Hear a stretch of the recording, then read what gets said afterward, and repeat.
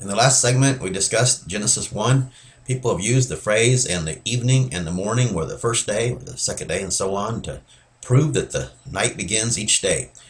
I hope each of you that listened to the first segment understood that if that reasoning were correct, then days 1 through 6 would each end at the end of the morning or at noon. We know that from the same verse 5, that's describing the account of the first day, that the word used for night is a totally different word than evening, and it means night. I will repeat what I said in the first segment. If our Creator wanted Moses to say that the night and the day were the first day, he would have had Moses say, "and the night and the day were the first day." Instead, he had him say the Ereb and the morning were the first day. If Ereb meant evening, then our Creator is leaving out the afternoon in each of these 6 accounts. Example, and the evening and the morning were the first day. It just doesn't work to be a description of when the day begins. No, instead he is leaving out the night. This is clear, and for a purpose, I might add. The darkness is not a sign for anything except for darkness and for evil. For those of you who want to hold on to the conjunction phase of the new moon, consider that. I also talked about the correct timing of Passover, discussing how clearly the Passover lamb or goat was to be killed on the afternoon of the 14th, just as the true Passover lamb was in fact killed at precisely that time, at approximately 3 p.m. in the daytime portion of the 14th. These truths point out clearly that each day begins in the morning as the day begins to dawn. Before diving into the Day of Atonement, I will share with you some examples in Scripture of when the day begins, and talk about a couple examples where Ereb is used in other places, along with a combination of words that mean the bowing of the sun. We must just first believe the word and then let it define itself. We just believe what it's saying. Moses does use other terminology in some places that describes the sundown, and here's an example. In Exodus 20, but Moses' hands were heavy, and they took up a stone and put it under him, and he sat thereon, and Aaron and Hur stayed up his hands, the one on one side and the other on the other side, and his hands were steady until the going down of the sun. This is a combination of 2 words here, used here in other places, and it's 935, bow, and then the Strong's number 8121 shemis, which means the sun. But he clearly means here that the sun was going down, as we see in other places as well, using these 2 words. Why not use these 2 words instead of Ereb in Leviticus 23:5 if Ereb meant the bowing or the going down of the sun, or after sundown? I mean, it's clear that Moses would have chose to use those words if that's what he was wanting to do, but no, because that's not what he was saying.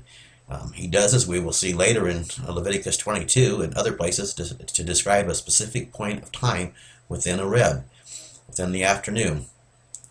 Here we see in Exodus that they were to offer up 2 lambs each day continually, one in the morning and one in the Ereb. Let's look and see if Ereb can mean evening here. And now this, which thou shalt offer upon the altar, 2 lambs of the first year each day continually, and 1 lamb shalt offer in the morning, and the other lamb thou shalt offer at evening. Does Ereb mean after sundown here? Of course not. It is insane to say so, just to hold on to a belief that the day begins at sundown. Obviously, the second lamb would have had to been offered the next day if Ereb meant sundown. And it is describing something that was to happen each day. Yom 31:17. Look it up. Deuteronomy 23.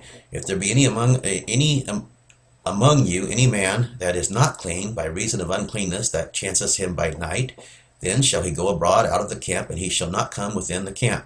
But it shall be, when evening comes, he shall wash himself with water, and when the sun is down, same 2 words, he shall come into the camp again. Are they being told here to wash after sundown? No, of course not. It goes on to say that after they had washed, they can come back in the camp again. And we're going to look at another verse in Leviticus 22 that defines this even more. It's after the sun is bowed, or as the sun is bowing. The same 2 words discussed a moment ago, both the Ereb and the bowing of the sun, are used here in the same verse. So pretty hard to dispute it. Any of you false teachers out there that say differently, shame on you. Also, notice that it's not saying that they can return the next day. The night, therefore, was simply the night before the day. A lot of people want to read that into it as well. Leviticus 7:15, we read, And the flesh of the sacrifice of his peace offerings for thanksgiving shall be eaten the same day as it was offered. And it shall be nothing left over till morning. So they're going to be eating it that night, but it's all on the same day. And here we see the following night clearly belongs to the day. In Genesis 19, come, let us make our father drink wine, and we will lie with him, that we may preserve the seed of our father. And they made their father to drink wine that night, and the firstborn went in and lay with their father, and he perceived not when she lay down, nor when she arose. And it came to pass on the morrow, on the next day, that the firstborn said unto the younger, Behold, I lay yesterday night with my father. Let us make him drink wine that night, this night also, and you go in and lie with him, and that you may preserve the seed of our father. And they made their father drink wine that night also, and the younger arose and lay with him, and he perceived not when she lay down, nor when she arose. Well, this exchange of conversation here clearly defines, without a doubt, nobody could argue this, of what it's saying. The night before is a different day, and the night after, the daytime portion, it belongs to that day. In Numbers 11, and the people stood up all that day, and all that night, and all the next day, and they gathered the quails. He that gathered least gathered 10 omers, and they spread them about all abroad for themselves around about the camp. And again, another dialogue. You just can't make it say anything different than what it says. So the day and then that night belong to the preceding day. I could go on, but I think it should be pretty clear by now that the night belongs to the preceding day and not the other way around. Okay, now on to the Day of Atonement. Leviticus 23, and Yahweh spake unto Moses, saying, Also on the 10th day of the 7th month there shall be a day of atonement. It shall be an holy convocation unto you, and ye shall afflict your souls, and offer an offering made by fire unto Yahweh. And ye shall do no work in that same day, for it is a day of atonement, to make an atonement for you before Yahweh your Elohim. In verse 32, and it shall be unto you a Sabbath of rest, and ye shall afflict your souls in the 9th day, that's the 9th day, it's saying, of the month at even, from even unto even. So from Ereb unto Ereb, you shall celebrate your Sabbath. First, remember that this is a specific set of instructions for a specific day. It means what it says. You are to afflict your souls from a point in the afternoon on the 9th day of the month until a point in the afternoon on the 10th day. And Moses also said on the 10th day is to be a holy convocation, a Sabbath of rest. We must be careful not to add our own ideas into this. So when is the point of time in the afternoon? Is it sunset? From other examples given in Scripture for the use of Ereb here that's translated into even, it could be a wide variety of times. And I'm confident for such an important subject, it has to be defined elsewhere in Scripture. We look at the Strong's definition and see, odd, it's 5704, and I'll let you read the definition there, but it's tough to be definitive for the timing of this by this definition alone, since as shown, it has such a variety of different meanings, and this is an important subject that we need to be right on. So we need to turn to other scriptures to be sure. It is simply a matter of letting Scripture define itself. The answer is just a chapter earlier in Leviticus 22. The word used for until in the following verse is the same word odd that was used in Leviticus 23, describing the ending of the second Ereb and the end of the afflicting of our souls. This verse is discussing a point of Ereb as well, where the unclean would be made clean and could enter back into the camp after they had washed earlier in the Ereb or the afternoon.